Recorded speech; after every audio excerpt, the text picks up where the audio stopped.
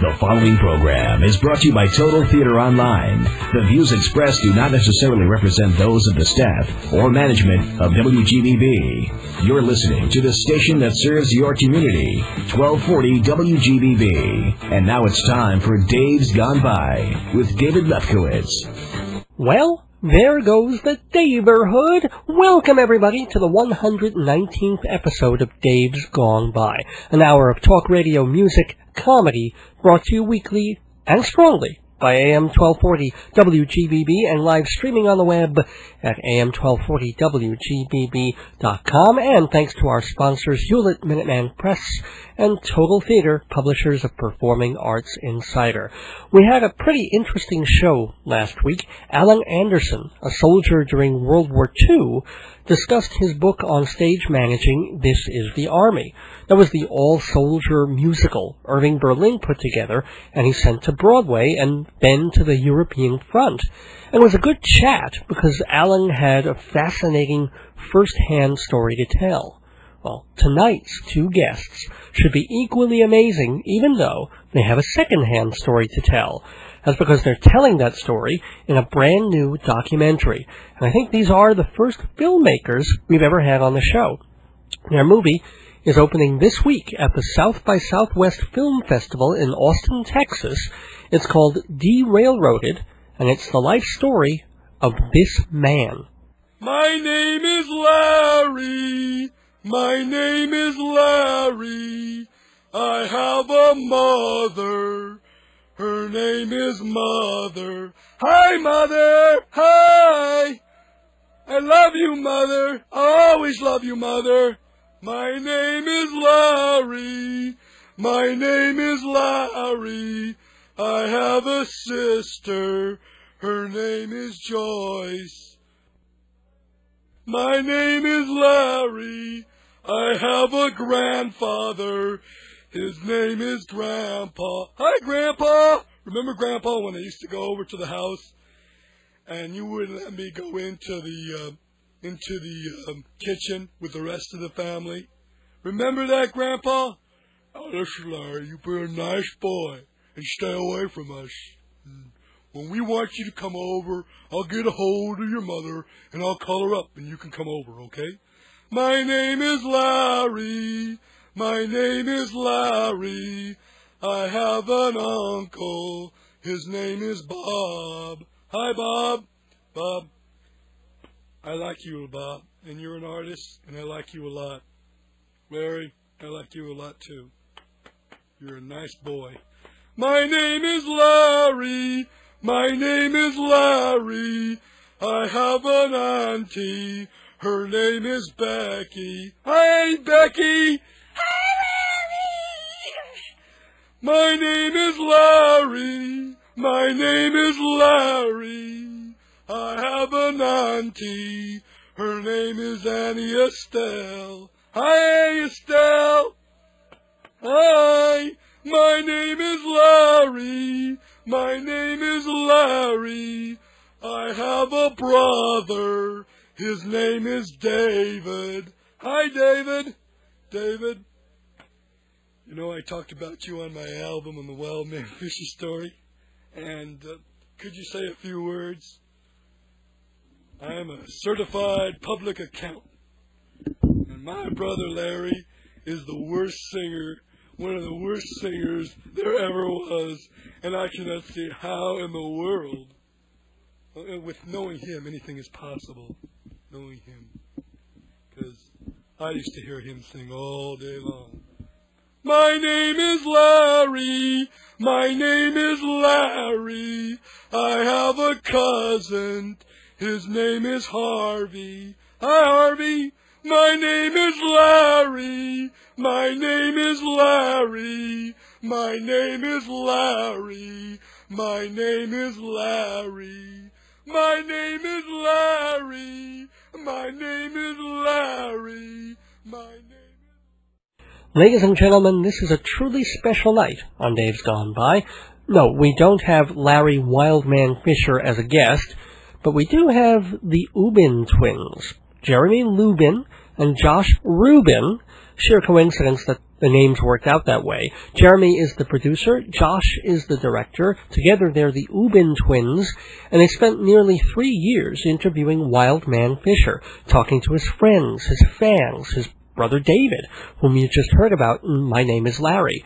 The life of Wild Man Fischer has had higher highs and lower lows than most of us can even conceive of, and yet, through it all, he sings his songs that have made him one of the most played artists on Dr. Demento, songs that have brought him everywhere from touring with Frank Zappa to doing an open mic on the Jimmy Kimmel Show, songs that you will hear tonight on Dave's Gone By, along with an interview with the Ubin Twinz, directors of Derailroaded. And I was going to title this episode Derailroaded, only I already used that one months ago when I was protesting the Long Island Railroad's fare hikes. So, instead, on this St. Patrick's Day, March 17th, 2005, we shall be re-railroaded from now till 8 o'clock.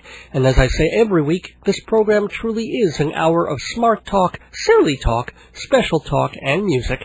It's also rated WGBB-13, since very young children might not be ready for the full-on charisma of Wild Man Fischer and his life and times. For everyone else, stay tuned as we jump on the merry-go-round, and the spin begins right after this. Jimmy? Did you go home and write 1,000 times, "I will not disturb the class"? Here, Mrs. Bitchbarb. Psst, Jimmy, you were playing softball last night. How'd you do it? Easy. I went to Hewlett Minuteman Press and made copies. Hewlett Minuteman Press?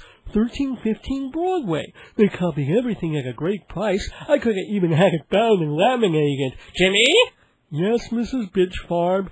Look what I found. A receipt. Uh-oh. Here's your change. Oh, oh, oh, oh. Before you go to the box office, before you spend your hard-earned money on a Broadway show, do the research. With theater tickets topping $100, why not invest the time to see if you want to see it?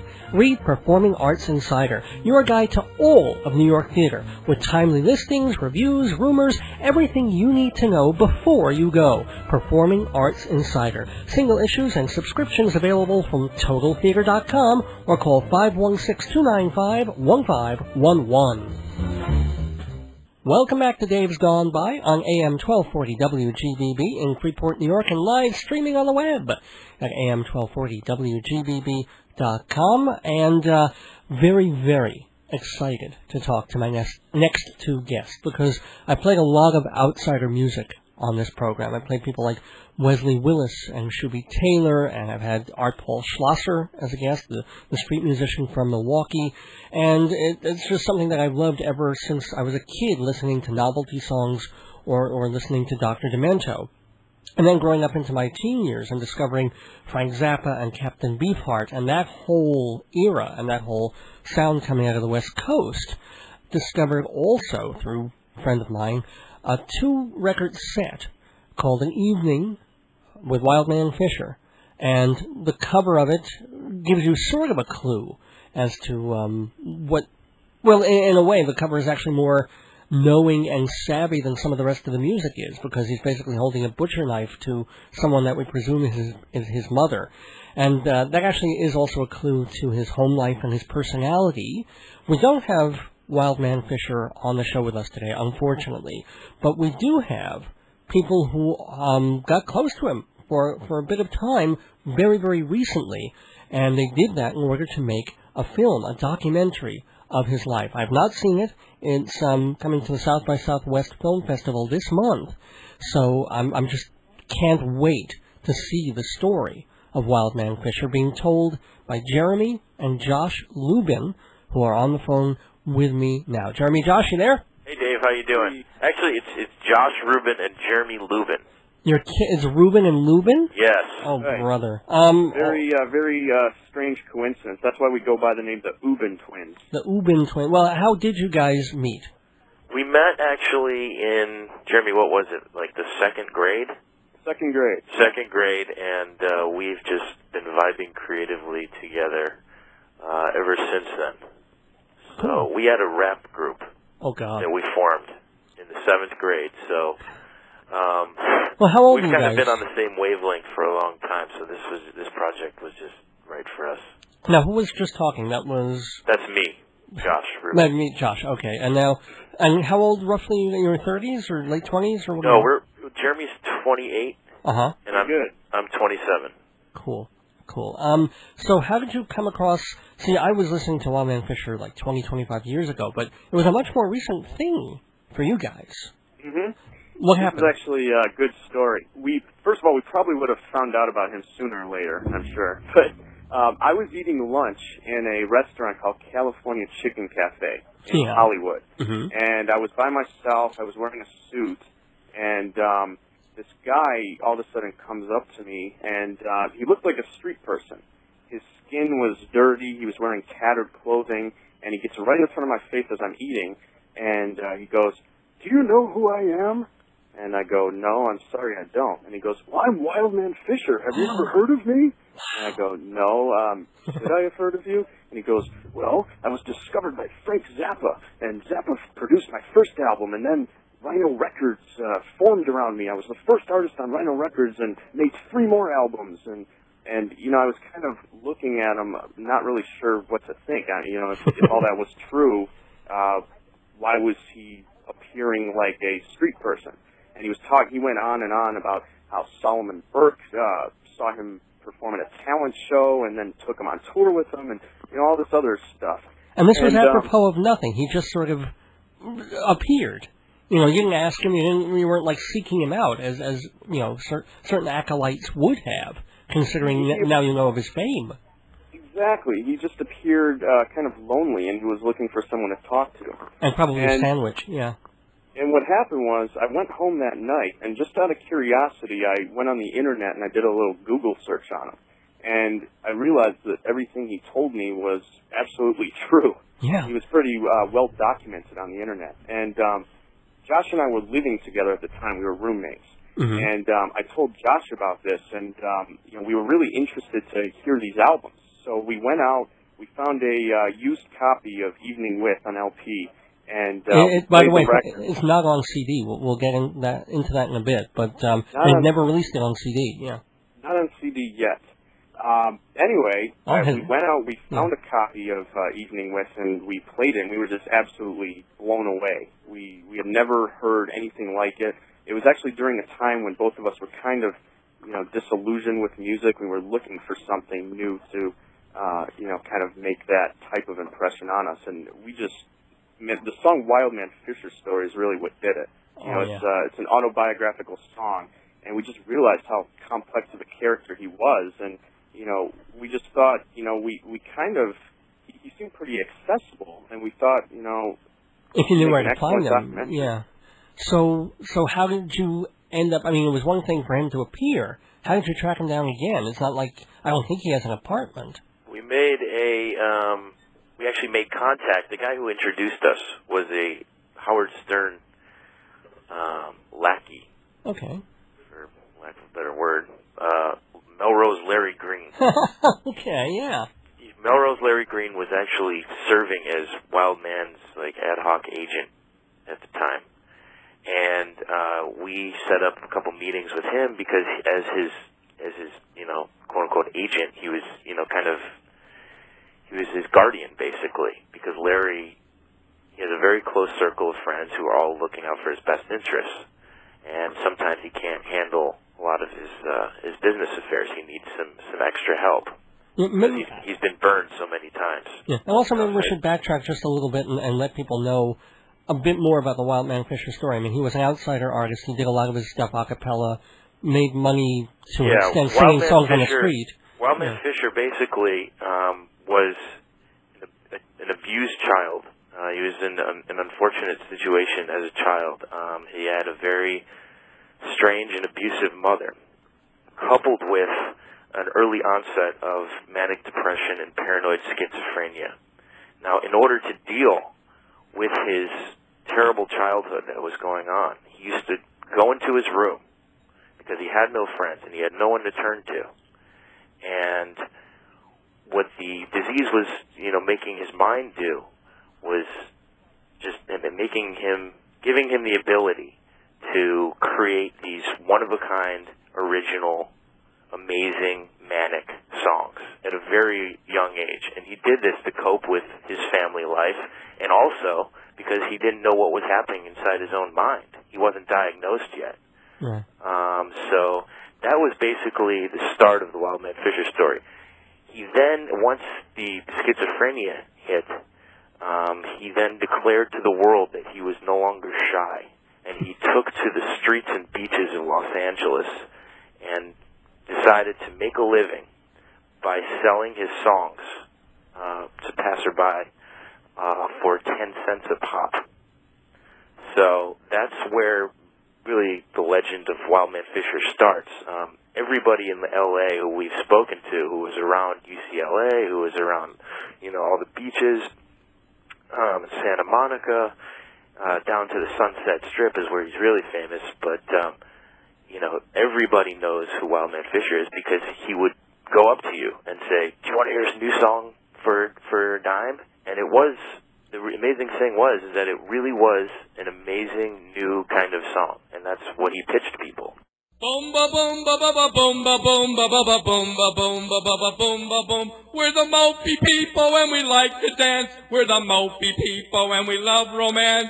Boom ba boom ba ba ba boom ba boom ba ba boom ba boom ba ba ba boom ba boom. Betty and Bill are in the bedroom and they're doing the mope. Boom ba boom ba ba ba boom ba boom ba ba ba boom ba boom ba ba boom ba boom. Or are they? Boom ba boom ba ba ba boom ba boom ba ba ba boom ba boom ba ba ba boom ba boom. Will you do a heel toe, a top toe, a flap toe, a round toe, a right toe, a left toe, a shoe toe, a pigeon toe, and baby, you are doing the mope. Boom ba boom ba ba ba boom ba boom ba ba ba boom ba boom ba ba boom ba boom. We're the crazy people. We're the crazy people. We're the crazy, crazy, crazy mopey people. We're crazy people. Okay. Hey, baby. For a good time, don't call me. Read Dave Lefkowitz's book, Marriage, Babies, and the End of the World. It's got all these funny comedies in it. They make you laugh. They make you think. They make you... Ooh, Marriage, Babies, and the End of the World. 516-295-1511 or davesgoneby.com. If you like Dave on the air, you'll love him between the covers. You're listening to Dave's Gone By, and with me are the Ubin Twinz, filmmakers, who did a documentary about Wild Man Fischer, his life and career in the music biz, including the Frank Zappa years. He made an amazing double album with Frank Zappa called An Evening with Wild Man Fischer, which is a cult classic. And after he kind of had a falling out with Frank, he then took to selling peanuts for the Dodgers. Peanuts! Peanuts! Get your red hot peanuts! I'm selling peanuts for the Dodgers! You can't tell the players without your peanuts! But then he was sort of semi-rediscovered by Barnes and Barnes. The guys from Fishheads, and actually one of them is Billy Mooney, whom people may remember from Lost in Space. Yeah. And they linked up with Rhino and and as Wild Man told you, he was the first Rhino recording artist. His song, Go to Rhino Records on Westwood Boulevard, was, their theme song. I mean, this was before, obviously, they started doing box sets of the Kinks, And anyway, he started the whole piece. He basically was, helped jumpstart Rhino Records. The label formed around him, literally. Yeah, he was the first. Wild Man Fischer Go to Rhino Records is a Rhino LP 001. Go to Rhino Records on Westwood Boulevard. Go to Rhino Records on Westwood Boulevard. They have nice people there. They'll show you where the records are. Where are the records? They're over there. They're all over the place. Go to Rhino Records on Westwood Boulevard. Go to Rhino Records on Westwood Boulevard. You can get Herb Alpert and Jackie Lomax for 40 cents. Da-doom, da-doom, da-doom, da-doom. Go to Rhino Records on Westwood Boulevard. Go to Rhino Records on Westwood Boulevard. On Westwood Boulevard. And he did 3 albums for them over the course of about 10 or 15 years. So, but anyway, I jumped there just to give people some background. So, getting back to your story of being hooked up with, through Melrose Larry Green Right. of the Stern Show, Mm-hmm. and again getting to meet him a second time, because now you wanted to meet him. The first time he just in your face. Now suddenly, you're stalking him in a manner of speaking. And how did it go? It went amazing. Basically, we met him right near our house. We were living in Hollywood at the time, right off Melrose. Okay. And, the thing with Larry is that he'll meet with you if you buy him a dinner.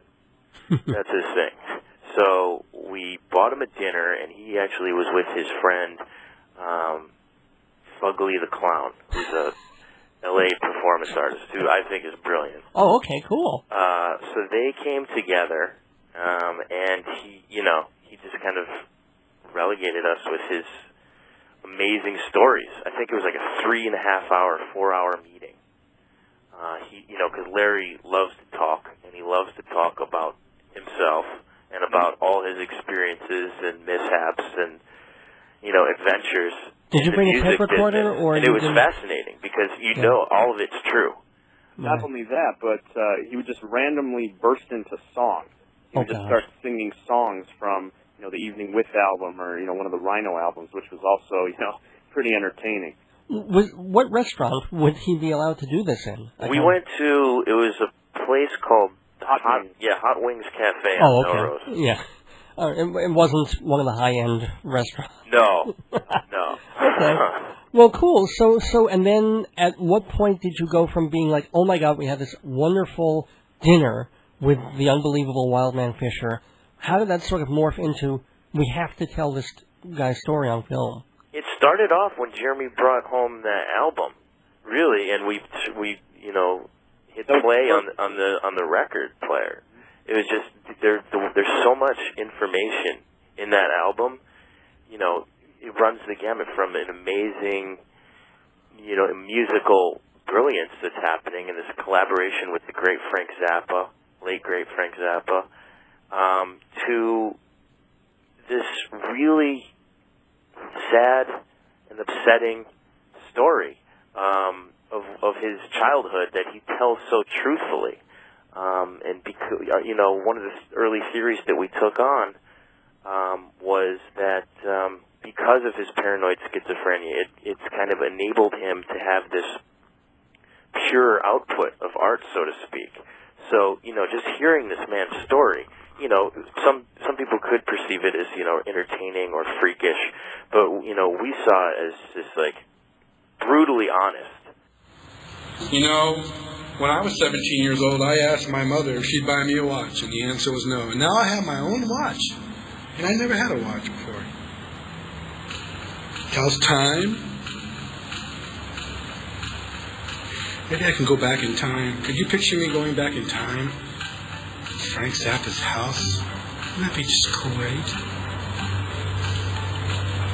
Imagine me and Frank alone in the room talking about how my record was going to be so great. Wouldn't that just be great if I could go back in time? Wouldn't it? I'm sure all my fans would agree.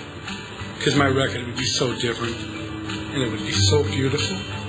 Because I would be in complete control of the record. Because I would just say to Frank, I'm in control here!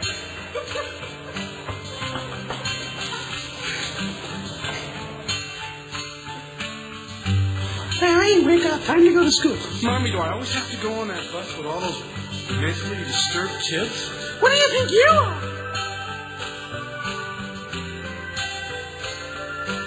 Mother, I love you. No, you don't. You never do. All you ever do is go in your room and then do nothing. There's nothing. You'll always be a nothing.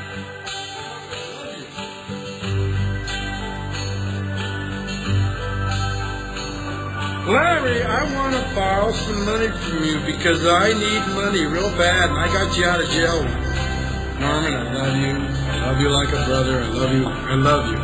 But Norman, I'll never see that money. Larry, I wouldn't lie to you. I wouldn't lie to you. I always pay you back.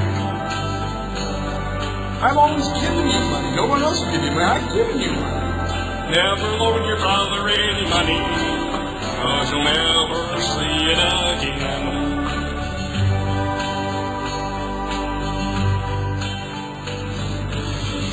Sometimes I worry.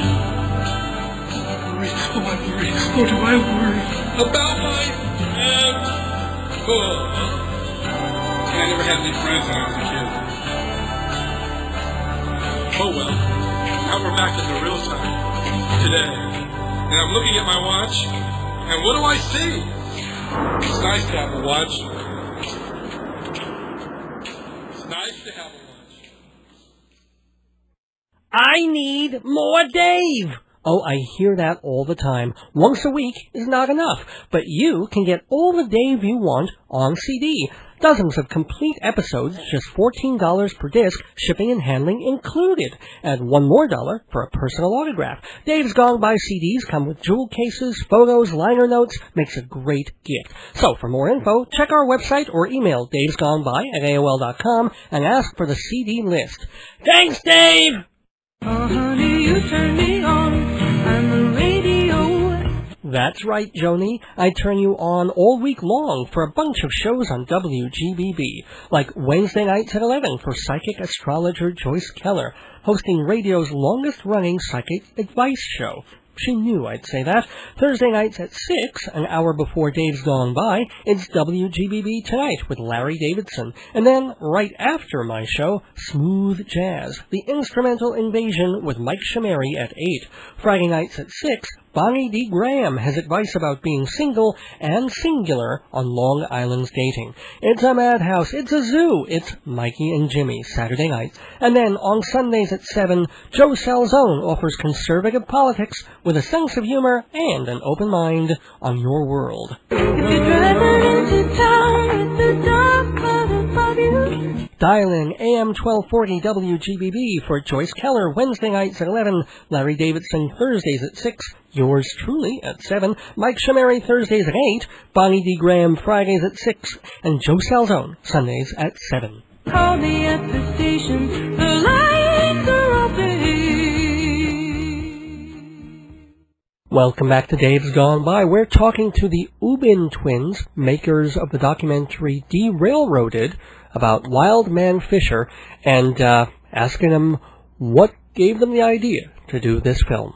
You know, Jeremy and I have been, you know, we've been looking at and collecting records for forever, and we're always looking for like the greatest, the best thing out there. Right. And like you said, we were really disillusioned, and it's just the truth in what he was doing. Whether, you know, some people might not find it, you know, melodically or harmonically pleasing, but it was just so real, so and just kind of and funny and yeah. fun and joyous. Yeah, it was just everything. It was funny, fun, entertaining, original, and it inspired us to you know, put something together to you know, seek Larry out and start filming him. Well, had you done creative? I mean, you said you were in a rap group when you were in 7th grade, but had you done creative projects as adults? No.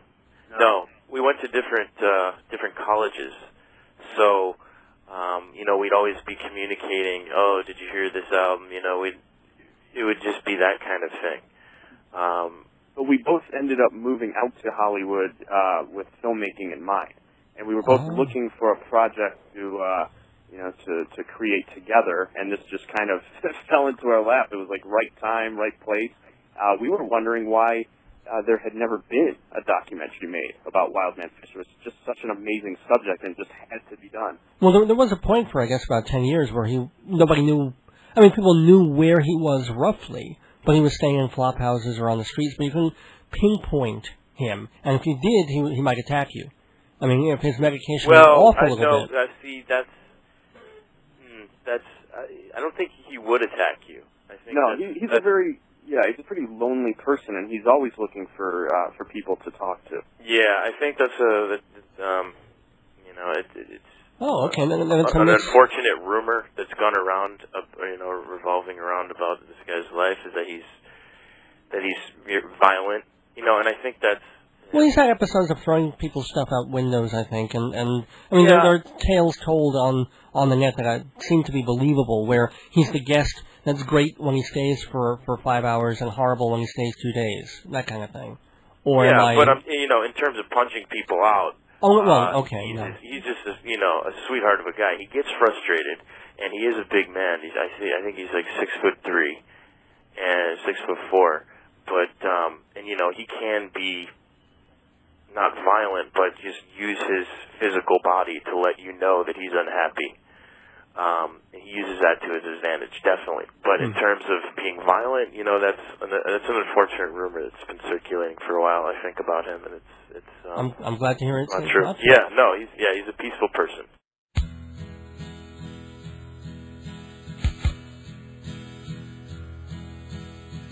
I rise to see you in the morning.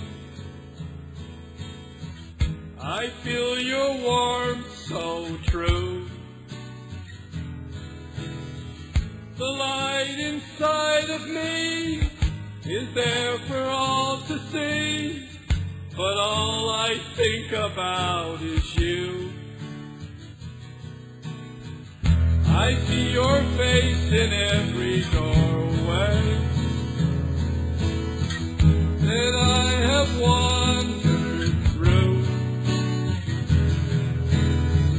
The light inside of me is there for all to see, but all I think about is you. Baby, even in the darkest night, I know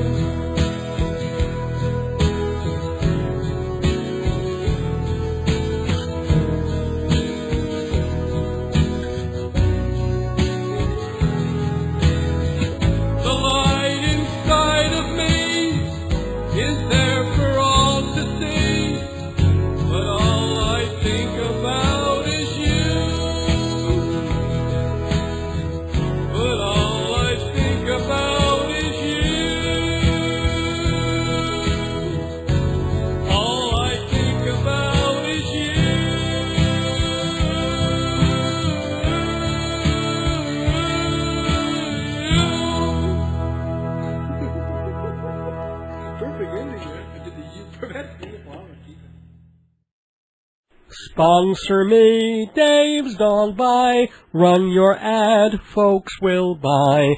If you want to reach the public, sponsor me. Advertise on this program for incredibly reasonable rates with long-term discounts. See prices at davesgoneby.com or call 516-295-1511. Sponsor me. If you're wise, on Dave's Gone By, you'll advertise. If you want to be successful, sponsor me.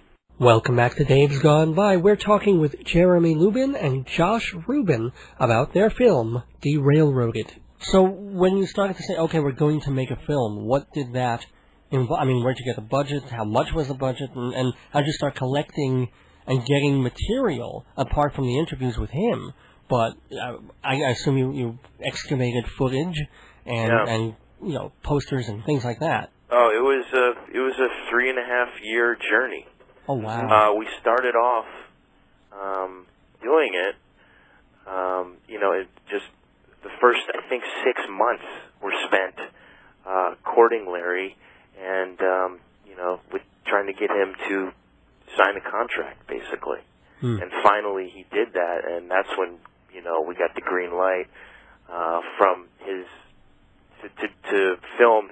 People who were his admirers, who wouldn't have done it without his consent. People like Dr. Demento, and then people like, Weird Al Yankovic started falling into place. And then once you get people like that, it becomes an interesting project to a lot more people. Also, we have footage from every single decade of this guy's life, starting from, when he was 3 years old, his old movies. His family has collaborated with us. So his family meaning his what? His brother David? His brother David. And is there anybody else left? He has another brother named Norman. Oh. Who is somebody who we were told definitely not to contact for different reasons. But, we didn't contact him, and that's that. Yeah, Norman actually is, from what we understand, he's pretty much bedridden. He's not, too healthy these days, and yeah, we're just kind of told to, leave him alone. But the parents are dead, and and so it's basically the brother David is the connection, and he helped you with that archival footage, I guess. Yeah, I mean, once he met with us and saw some footage and realized that we really respected Larry, and we're trying to bring him to the public, just because he's so underground. He realized that we weren't trying to exploit him in a negative way, and he was definitely more than willing to share, his thoughts and feelings about what happened with his family, and very deep, sometimes unsettling things. It's a story that is unsettling, that is oddly funny, humorous at times, and it just runs the gamut in terms of emotions. So, how much footage did you shoot to break it down? I guess it's a 90-minute film, or hundreds of hours. Hundreds with it. Hundreds. Wow. Oh my gosh. Hundreds gosh. of hours. Yeah, I mean, there's if we do, when we take this thing to DVD, there's so much DVD bonus material. It's insane. Yeah, I mean, Larry was very accessible, and he's not a very busy guy, so it was great. We had the opportunity to film him pretty much whenever we wanted. Well, but there were, it came in spurts a lot of the time. Sometimes, he's a paranoid, schizophrenic, manic depressive man, so, he gets in moods right. often. Was there ever a time when he thought you were against him? It was a very touchy thing to film him. Well, was there ever a time when he was worried that you guys were going to be against him, or that? Yes. It was a bit. Yeah. Oh yes. He'd call us in the morning, and that's one of the things about Larry. He loves using the telephone.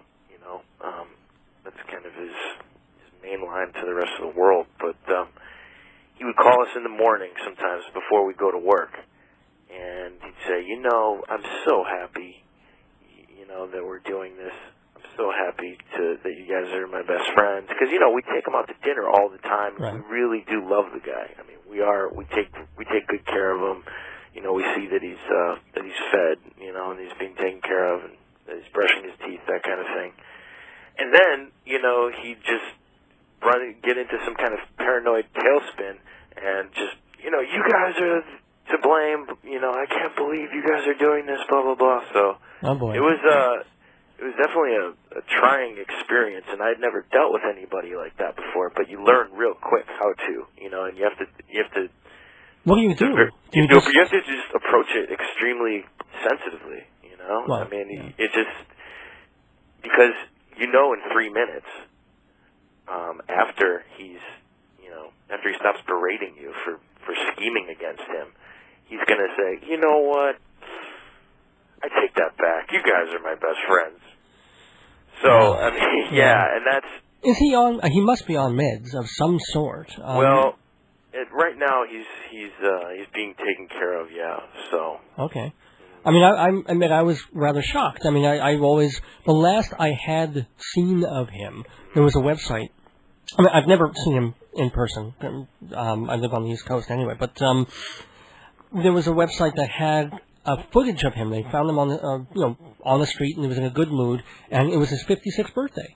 And yeah, he Mel Myers. What? Sorry, what was that? I'm 56 years old today. Big deal. Big deal. Who cares? Who cares? But at least I'm still alive. That was right. his song for them. It was great, but that was it. I mean, and then there was footage of him performing somewhere. It was the first time I'd actually ever physically seen him perform. And he was already not old, but well into middle age, and right. doing, I'm the meanie, and right. that was it. And then 5 years ago, I saw that on the web, and then bam, we're flipping channels at night, and there he is on Jimmy Kimmel. Right. What was up with that? How did that occur? Was that from Melrose Larry or what? Yes.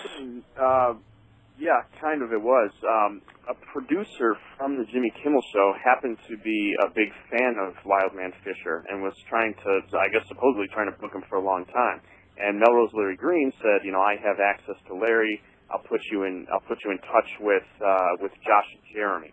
And what happened was the producer called us because, we were the only ones that were in contact with Larry at the time. We were the only ones that actually had his phone number, and so we kind of arranged for Larry to go in there and try out for the show. And the audition went really well, and they called us back and said, okay, well, we want to have Larry on the show. And we took Larry to the show, and yeah, it went really well. Actually, I was so when we first called the name, I was in shock because it can't be, it couldn't be, and then of course it was, and then I was nervous while he was doing it, and then I had recorded it and played it back, and I was like, you know what? He did all right. He knows how to work a crowd. Absolutely. He's been doing it for a long time. So I was has there been any positive, the only word I can think of is fallout. I mean, that was a negative word, but since that exposure, I mean, has there been now a bump in what he is doing? Here he was in the public eye, at least for 2 or 3 minutes, on a major late-night talk show. So did that lead to... He has told me that he has watched the tape over 15,000 times. Oh, dear God. Okay. And I don't know what that means. Yeah. I don't know if that's true. All I know is that he has a VCR, he has a VHS copy of the tape, and he has a TV. And he doesn't have a job. He doesn't like leaving the house too much nowadays. Oh. So, does he live to say that he's enjoyed that, watching that, is an understatement. Oh, actually, my question was more about did that lead to a concert? No, did it lead to a concert? Did it lead to... No. Oh, okay. No, I mean, I think he's satisfied at this point, I mean, he's been Wild Man Fischer for 60 years. Or for 50 years, ever since he, became the guy who was singing songs for a dime on the Sunset Strip. So, with, marginal success, underground success, which is, not what he set out to do. He set out to be, as the Evening with Wild Man Fischer album states, bigger than Bob Dylan, bigger than the Beatles. So, well, that won't. No. So right now he's comfortable, in his role, as Wild Man Fischer, and he's really excited for this movie to come out. We've been doing it for a long time. We've been perfecting it. And now it is finished. What's that? It is finished. It's ready to go. It's entered in the festival at the South by Southwest Festival, which is where again? It's in Austin, Texas, and it's going to be premiering, I think, on March 13th. And then. What? I mean, you have the film done. Do you have a distributor, or is that what the festival is all about? That's basically what the festival's for. Cool. Do you see it as theatrical release? Or absolutely. Great. We do, definitely. Cool. I mean, I would love to see it come to New York and Film Forum or the Angelica or something like that. We'd love to bring it to New York. It would be major. I mean, I guess you have to premiere it in San Francisco, but after that, wherever. Or does the South by Southwest count as the premiere? I don't know how these things work. South by Southwest, we intend to show it at, at least a few more festivals. And, and then we'll see. We'd love for it to go theatrical. That's really ultimately what we want with this. What would you say is the most surprising or amazing or poignant story that came out of this, or that he told? That either made it to the film, or he ultimately said, you know what, please don't put that in? It's basically the story of his present-day struggle, which we documented, throughout the film. A lot of the film is looking back on his life, but I think the greatest story of all is actually, him dealing with his disease and his present situation, and we actually captured that, and I think it's extremely moving, and I think that's going to get the most reaction. Even if you have no idea who this man is, even if you don't care about his music, Maybe after the movie you will, that's the point. Yeah, exactly. And, we've been getting extremely positive reactions from a lot of people. So, in terms of Wild Man Fischer being limited, I don't think so. I don't think his career is over at all. I think with this movie, the legend is just gonna grow. Well, that also leads to, I know we only have another minute or two left, but what about new songs or a new album? Is there any talk, or I'm sure he must have, 500 songs that he can winnow down into 15 or 20 for a new record, but no talk of that?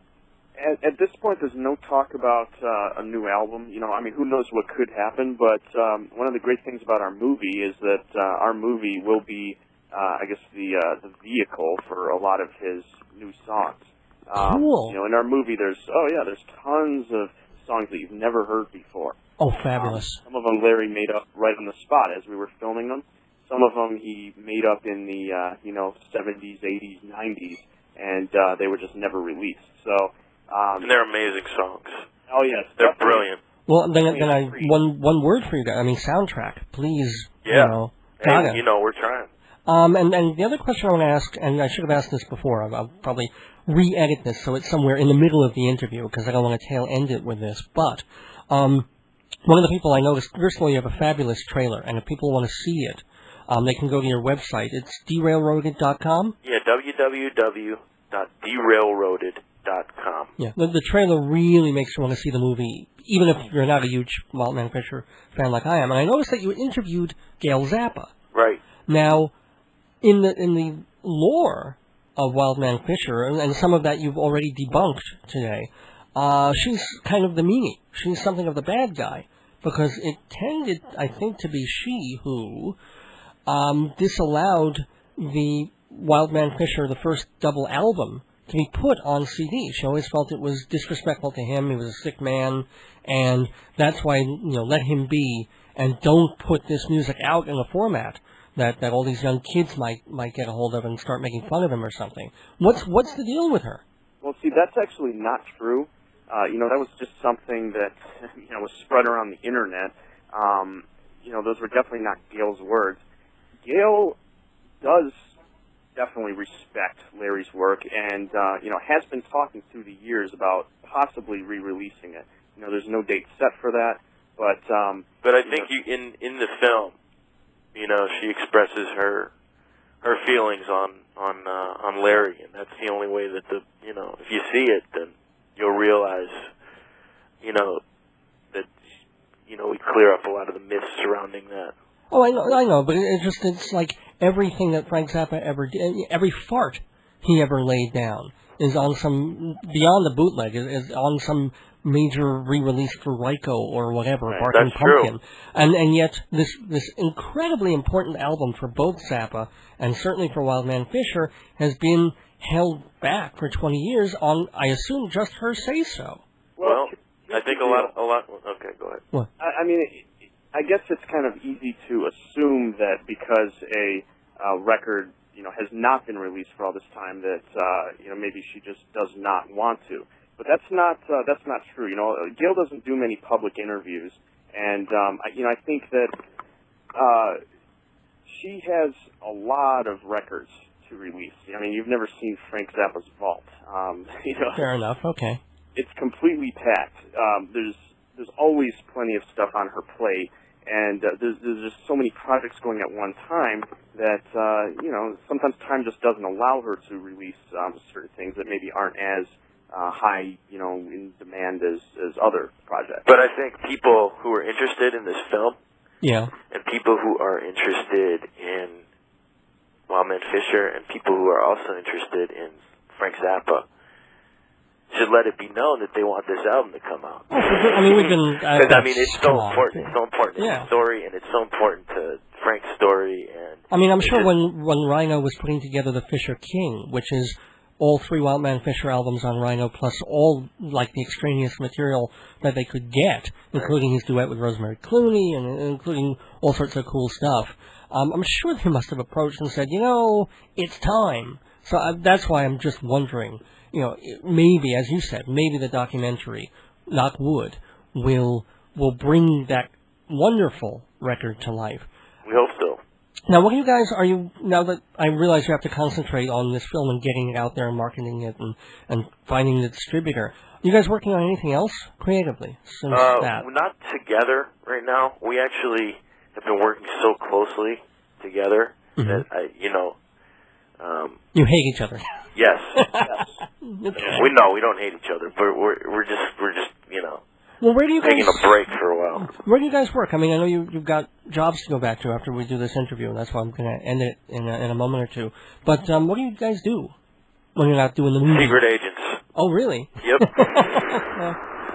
Well, but you blew your cover because now I know you're secret. Right. I know that you're the Ubin Twinz, right. Rubin and Lubin, and I know that you've got this movie that, God willing, will be coming to a theater near us within the year, I hope.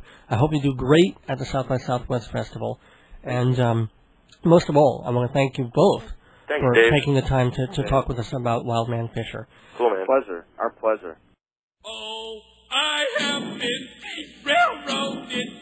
derailroaded by everybody. I have been set off the track to wander like a fool.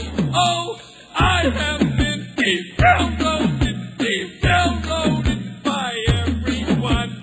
They are liars and they are thieves and they left me to stand around like a derailroaded fool. Oh, I have been derailroaded by the pipers and the sneakers.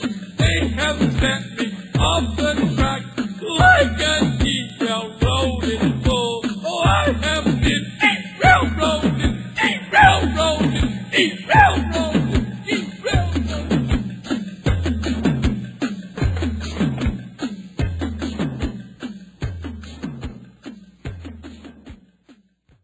What do the letters DFSX stand for? They stand for Dave's Gone By, that's what, because DFSXradio.com is rebroadcasting vintage episodes of Dave's Gone By every Thursday night at 8 and 11 Eastern Time. So you hear me on GBB and then listen to me on DFSXradio.com every Thursday night at 8 and 11. It's all the Dave you could ever want. Kinda. Welcome back to Dave's Gone By on this St. Patrick's Day 2005, and I feel luckier than a leprechaun that I was able to spend the hour chatting with my two guests, Jeremy Lubin and Josh Rubin, creators of the new documentary Derailroaded, which opens this week at the South by Southwest Film Festival in Austin, Texas. They're going to take the movie on the festival circuit for a little while, then look for a national release, hopefully to an art house theater near you. If you want to see the film's really neat trailer and find out more about the Ubin Twinz and Wild Man Fischer, go to Derailroaded.com, Derailroaded.com. Wild Man Fischer does not have his own site, but the best one about him is run by Jim Pieron. It's a long URL. It's home.rr.com/tapelists/Wildman, but you can get to it just by Googling or Yahooing Wild Man Fischer, Fischer, and theirs is the first website that pops up. Just as, if you Google Dave's Gone By, the first site that comes up will be davesgoneby.com. And the reason to go there is to find out more about this program, to buy a copy of this program, either tonight's episode, RERAILROADED, or any previous show. They're $14 a piece on CD, shipping included. You can also buy my book, Marriage, Babies, and the End of the World, a whole bunch of funny plays by yours truly, available in both trade paperback and hardcover. And at the website, you can also find out how to advertise on Dave's Gone By. Maybe sponsor one of the regular segments and really connect your name, your business, with this popular program. Remember, we're not just on GBB anymore. Vintage episodes of the show now play on DFSXradio.com. You can go there through a link on my website. Every Thursday night at 8 and 11 Eastern, DFSX plays a classic, Dave's Gone By. All you gotta do is surf over, point and click. It's free. It's me. And if you still can't get enough of the sound of my voice, Remember that after Mike Shameri's instrumental invasion of smooth jazz, I'm back here at 9 on WGBB, hosting Filler Up, an hour of music, just music. And since this is the night when Irish eyes are smiling and bloodshot, it's a packed St. Patrick's parade of music, including Sinead O'Connor, the Cranberries, the Clancy Brothers, and U2. And you, too, can feel a part of this show by writing to me, Dave's Gone By, at AOL.com, or snail mail, Box 62, Hewlett, New York, 11557. We reserve the right to read your letters on the air, name withheld upon request. That's Dave's Gone By at AOL.com. Once again, let me thank the Ubins that you've been listening to. Let me thank my wife, Joyce, as always, for her love and grace and support. Thank you all for listening. You're the reason I'm here, and helping me stay here are my nifty sponsors, Total Theater, publishers of Performing Arts Insider Theater Magazine. Remember, Dave's Gone By listeners get 10% off the subscription rate. And Hewlett Minuteman Press, 1315 Broadway in Hewlett. Tell the Toron boys you're a Dave's Gone By listener, and you'll get a strange look, but you'll also get 10% off your order. Once again, davesgoneby.com has all that discount information. Happy St. Patty's Day, everybody, and happy anniversary to my parents, the Lefkowitz, one day early, 43 years together tomorrow. So I'll dedicate this closing song to them, written by Carolyn Lee and Johnny Richards, made famous by Frank Sinatra, and sung here by Wild Man Fischer on Dave's Gone By. We'll see you next Thursday, March 24th, 7 p.m. Until then, don't miss your days going by. This is Dave Lefkowitz. Good night, stay young at heart, and gone by. Fairy tales can come true. It can happen to you. If you're young at heart, or as rich you will find to be narrow of mind. If you're young at heart, you can go to extremes with impossible schemes. You can laugh when your dreams are part of the theme. And here's something like it's most exciting when it's passing day. And love is either in your heart or on its way. Don't you know that it's worth every treasure on earth to be young at heart? For as rich as you are, it's much better by far to be young at heart. And if you should survive to 105, look at all you arrive out of being alive. And here's the best part, you have a head start if you're among the very young at heart.